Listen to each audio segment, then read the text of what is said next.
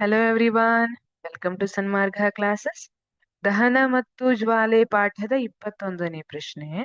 ಒಬ್ಬ ವ್ಯಕ್ತಿಯು ಆಲೂಗಡ್ಡೆ ಚಿಪ್ಸ್ ತಯಾರಿಸುತ್ತಿದ್ದಾನೆ ಎಂಬ ಸನ್ನಿವೇಶವನ್ನು ಭಾವಿಸಿ. ಬಂತ ನೋಡೋಣ ಮುಂದೇನಾಗಿದೆ ಅಂತ ನೋಡೋಣ. ಆಕಸ್ಮಿಕವಾಗಿ ಅಡುಗೆ ಎಣ್ಣೆಗೆ ಬೆಂಕಿ ಹೊತ್ತಿಕೊಂಡು ಅವನು ಬೆಂಕಿಯನ್ನ ನಂದಿಸಲು ನೀರು ಸುರಿದನು. ಈ ಕ್ರಮವು ಸೂಕ್ತವೇ ಅಥವಾ ಸೂಕ್ತವಲ್ಲವೇ? ನಿಮ್ಮ ಉತ್ತರಕ್ಕೆ ಸ್ಪಷ್ಟೀಕರಣ ಕೊಡಿ ಅಂತ ಕೇಳಿದ್ದಾರೆ. ಈಗ ಒಬ್ಬ ವ್ಯಕ್ತಿಯು ಆಲೂಗಡ್ಡೆ ಚಿಪ್ಸ್ ಅನ್ನ ತಯಾರಿಸ್ತಿದ್ದಾನೆ. ಆಕಸ್ಮಿಕವಾಗಿ ಅಡುಗೆ ಎಣ್ಣೆಗೆ ಬೆಂಕಿ ಹೊತ್ಕೊಂಡಿದೆ. ಈಗ ಅವನು ಬೆಂಕಿಯನ್ನ ಆರಿಸ್ಬೇಕು ಅನ್ನೋ ಗಡಬಿಡಲ್ಲಿ ನೀರನ್ನ ಸುರಿತಾನೆ. ಇದು ಸರಿನಾ? ಗೊತ್ತು ಮಕ್ಕಳೇ, ಎಣ್ಣೆ ಮತ್ತೆ ನೀರನ್ನ ನಾವು ಮಿಕ್ಸ್ ಮಾಡಿದ್ರೆ ಅವೆರಡು ಮಿಶ್ರಣಗೊಳ್ತವ? ಎಣ್ಣೆಗೆ ನೀರು ಸೇರಿಸಿದ್ರೆ ಅವೆರಡು ಮಿಕ್ಸ್ ಆಗುತ್ತಾ? ಆಗೋದಿಲ್ಲ. ಏಕೆಂದ್ರೆ ಎಣ್ಣೆಯ ಸಾಂದ್ರತೆ ನೀರಿನ ಸಾಂದ್ರತೆಗಿಂತ ಕಡಿಮೆ ಇರುತ್ತೆ. ಎಣ್ಣೆ ಮೇಲ್ಗಡೆ ತೇಲ್ತಾ ಇರುತ್ತೆ, ನೀರು ಕೆಳಗಡೆ ಮುಳುಗಿರುತ್ತೆ. ಇಲ್ಲಿ ಕೂಡ ಅದೇ ಸಮಸ್ಯೆ ಆಗುತ್ತೆ. ಈಗ ಎಣ್ಣೆಗೆ ಬೆಂಕಿ ಹೊತ್ಕೊಂಡಿದೆ. ಇಲ್ಲಿ ನೋಡಿ, ಎಣ್ಣೆಗೆ ಬೆಂಕಿ ಹೊತ್ಕೊಂಡಿದೆ. ನೀರ್ ಹಾಕಿದ್ರೆ ಏನಾಗುತ್ತೆ? ಅದು ನೀರು ಎಣ್ಣೆ ಜೊತೆ ಮಿಶ್ರಣ ಆಗೋದಿಲ್ಲ. ನೀರ್ ಹೋಗಿ ಕೆಳಗಡೆ ಸಿಕ್ಕೊಂಡು ಎಣ್ಣೆ ಮೇಲ್ಗಡೆ ಉರಿತಾನೆ ಇರುತ್ತೆ. ಹಾಗಾಗಿ ಈ ಕ್ರಮವು ಸೂಕ್ತವಲ್ಲ. ಯಾಕೆ?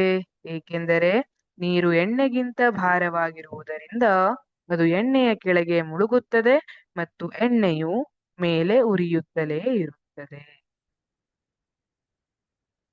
ನೀವು ಈ ಕ್ರಮವನ್ನು ಒಪ್ಪದಿದ್ದರೆ ಬೆಂಕಿಯನ್ನು ಆರಿಸಲು ಅನುಸರಿಸಬಹುದಾದ ಒಂದು ಸೂಕ್ತ ಕ್ರಮವನ್ನ ಸೂಚಿಸಿ.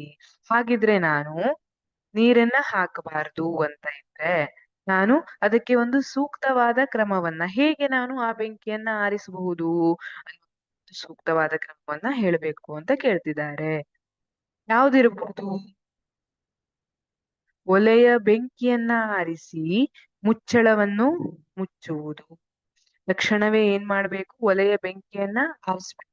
ಏನಾಗ್ತದೆ? ಅದರಿಂದ ಉಷ್ಣ ಮತ್ತಷ್ಟು ಜಾಸ್ತಿ ಸಿಗೋದು ಕಡಿಮೆ ಆಗ್ತದೆ. ಮುಚ್ಚಳವನ್ನ ಮುಚ್ಚಬೇಕು. ಇದರಿಂದ ಏನಾಗ್ತದೆ? ಬೆಂಕಿಗೆ ಆಕ್ಸಿಜನ್ ಸಂಪರ್ಕ ಕಡಿತವಾಗಿ ಬೆಂಕಿ ಆರುತ್ತದೆ. ಗೊತ್ತಲ್ವಾ ನಿಮಗೆ? ಬೆಂಕಿ ಉರಿಬೇಕಂದ್ರೆ ಅದಕ್ಕೆ ಆಕ್ಸಿಜನ್ ಬೇಕು.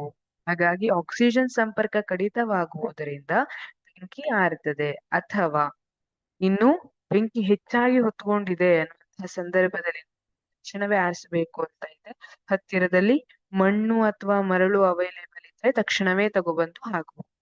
ಮಣ್ಣು ಅಥವಾ ಭಾರವಾದಂತಹ ವಸ್ತು ಇರೋದ್ರಿಂದ